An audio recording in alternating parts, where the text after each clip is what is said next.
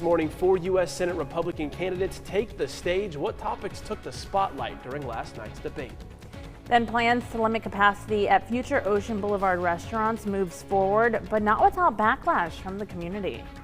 Plus, we hear from South Carolina's top Democrats as they make their pitches to voters at a meet and greet in the PD. Now, your Storm Tracker 13 forecast first. Sponsored by George Sink Injury Lawyers. Well, good morning and thanks for joining us. I'm Jevin McCoskey. And I'm Adriana Cotero. Happy Wednesday, everyone. It is August 5th. We have meteorologist Krista Chang here with us this morning. Krista, a little bit of scary conditions out there this morning because people are dealing with low visibility from the fog.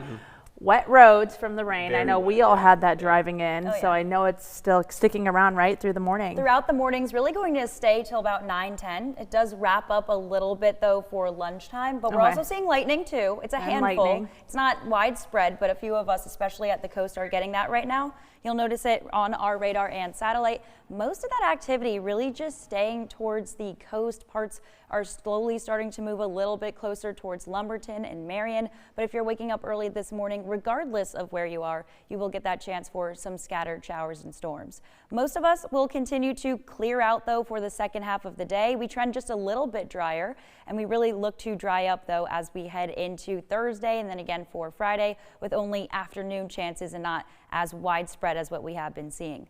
Most of our visibility is anywhere from 3 to 4 miles per hour, or miles, because most of us are seeing patchy fog like we said. We're also looking at that chance for some downpours, and that's all perfect for making our visibility a little bit lower. So give yourself some extra time while you're heading out on those roads. Temperatures early this morning are in the 70s, so it's comfortable. We're not too worried about the temperatures. You're still going to feel very warm as we head into the afternoon. We'll be back into those upper 80s and 90s. We'll tell you more about what we can expect with our rain chances coming up in just a few minutes. Krista, thank you so much. Well, News 13 is your local election headquarters, and in just a few hours, voters will be able to cast their ballots early for the special U.S. Senate Republican primary. Polls will be open from 8:30 in the morning until 5 p.m. today through Friday. All registered voters are able to vote early, but as a reminder, voters who cast a ballot in the June Democratic primary are not eligible to vote in this special election. Election day is set for August 11th, and if a runoff is needed, that'll happen on the 25th. You can check your voting locations on the SC Election Commission's website. And ahead of today's early voting, 4 Republicans vying for that Senate seat met in Mount Pleasant for a debate hosted by Nexstar and WBTW. And our News 13 anchor Adriana Lawrence was at our sister station for the debate and tells us what each candidate invited to take part had to say about several hot-button issues. One similarity we noticed while watching the debate is many of the candidates feel the same or about the same on key issues. So I asked them after the debate what sets them apart from the rest. Look, I have a young son who's 9 years old. I'm 41. I've got the energy, the tenacity, the fight. My resume is my record. No one's got the record that I've got. I'm the only guy that's an outsider. I'm a businessman, not a career politician, and we can't. You know, we gotta talk about Darlene, Queen Darlene. We're not going to allow a coronation, an induction from a family to come into this office. I think the results. I mean, you have a number of different conservative candidates with conservative viewpoints and conservative voting records. But the real question is, beyond votes, have you actually been able to produce results? This was the candidates' last chance to voice their stance on several key issues before early voting begins on Wednesday. They were asked about immigration, filibusters, the next Supreme Court justice, and foreign adversaries buying assets in the United States. They also talked about the war in Iran. Here were their thoughts. So Iran having access to any capability to create a nuclear weapon is a non-starter. The president's done the right thing to take them out of commission where they can make a nuclear weapon. Iran cannot have access to a nuclear weapon, but it's time to bring our troops home now. I believe that the Constitution is absolutely clear that only Congress can authorize war. Artificial intelligence came up and all agreed there needs to be regulation, including on data centers and whether communities want them. When asked about e-verification requirements, most say they're in favor of it, but regardless, federal and state laws on immigration need to be enforced. That was Adriana Lawrence reporting. One candidate who wasn't able to attend the debate was Senator Darlene Graham, who was in Washington, D.C. for Senate business. And an apology to our viewers, we had a few technical issues during the start of last night's debate, but you can watch the entire debate right now on our website, and that's at WBTW.com. Meanwhile, Democrats headed to the PD to make their pitch to voters there. Yeah, and more than 100 people were at the meet and greet held last night at the Wesley United Methodist Church in Lake City. 8 political figures were there, including Dr. Annie Andrews, who's running for the highly contested U.S. Senate seat once held by Lindsey Graham. She says her plans remain the same, no matter who runs against her this fall.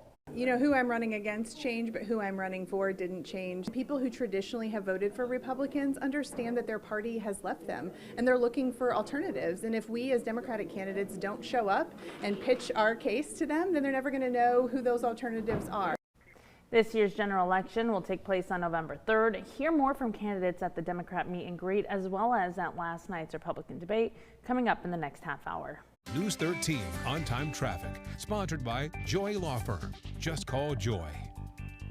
And east of I-95 right now, we are starting to see some scattered showers across the area, so take it a little bit easier on the roads. Many of our drive times from 501 Highway 544 to Carolina Forest are moving about 8 minutes compared to the normal 6. 17 Farrell Parkway to Glens Bay will take you 7 minutes. 17 Mr. Joe White to 82nd Parkway right now is moving at 9. I do want to mention, though, on I-95, we have about 1 to 2 incidents reported. We have areas of dense patchy fog, which is reducing some of our visibility. This is kind of the closest camera we can get to that, but it's I-95 and US 76, and you can kind of see off in the distance just some brake lights. Otherwise, roads are continuing to move mainly clear. From 52 Palmetto to I-95, it's about 6 minutes. 76 5 Points to Irby will take you 3. And 95 TB Road to 76 is moving on time with 9 minutes. All right, Krista, thank you so much. Well, new this morning, a 3-vehicle crash involving a motorcycle in Horry County left several people injured. Fire Rescue says it happened around 7:15 last night on Highway 31, just north of Robert Grissom Parkway. Lanes of traffic were blocked for some time. Officials say 3 people were taken to the hospital. 2 others signed medical waivers. The South Carolina Highway Patrol is investigating. On your morning crime tracker, a 17-year-old is in jail this morning in connection with the deadly Myrtle Beach shooting. Eric Smalls is charged with murder. Authorities say back in September of 2024, he shot Jaden Smalls in the face with a pistol at a home on Terrace View Court. They say he tried covering up the crime by flushing shell casings down the toilet and hiding the gun in a dishwasher. Smalls is being held without bond. And strong opinions at yesterday's Myrtle Beach Planning Commission meeting over a proposal that could shape the future of Ocean Boulevard. The Planning Commission recommended approving a zoning change that would limit occupancy for any new bar or nightclub in the Ocean Boulevard district to 150 people. Current businesses wouldn't be impacted. Many people who addressed the commission yesterday said they want Ocean Boulevard to be safe, but they questioned whether this proposal would actually accomplish that. Our concern is not with the goal. Our concern is whether this ordinance gets us there. Public safety depends on how businesses operate, not simply how many people are permitted inside a building. The proposal will now go before the full City Council, who has the final say. Meanwhile, the Myrtle Beach City Council looked at ways to improve golf cart parking in its workshop yesterday. News 13 reporting in June that the city began enforcing a rule prohibiting golf cart parking on grassy areas at beach accesses. Now leaders are looking at a proposal to allow that, saying it'll create more space in the lots for cars. Get this change done and approval at 2 meetings, which would then allow them to park in the grass, and then we'll start making the necessary improvements at the same time. Hopefully over the next couple of weeks to a month, residents should start to see some of the changes that we implement. The proposal is expected to return to City Council next Tuesday. Moving to North Myrtle Beach now, which today Council will begin a discussion on the possibility of allowing food trucks in the city. North Myrtle Beach is one of the last communities along the Grand Strand without a set of rules for mobile food vendors. For example, Myrtle Beach is currently considering changing its own food truck ordinance to increase the number of trucks allowed, while smaller municipalities have even more lenient regulations. Horry County has its own framework for unincorporated areas, setting limits on when and where mobile food vendors can operate. Today's City Council workshop is a discussion only just to get the conversation going, and there is no specific ordinance language right now. And that meeting starts at 1:30 at City Hall. And while there is no public comment, you are welcome to stop by and listen in. It will also be live streamed online. West Nile virus confirmed in Myrtle Beach. Up next on News 13 this morning, what the city is doing to up its mosquito control efforts.